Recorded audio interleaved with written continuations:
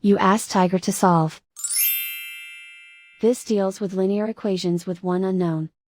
The final result is w equals -1. Let's solve it step by step. Simplify the expression. Group like terms. Simplify the arithmetic.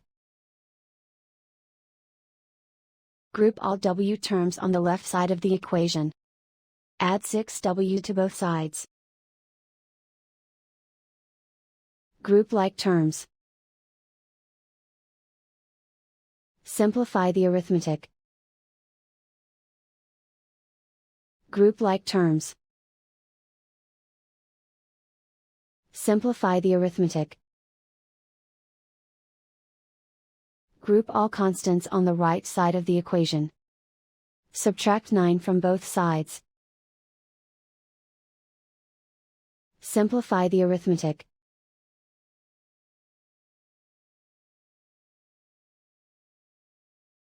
Isolate the w.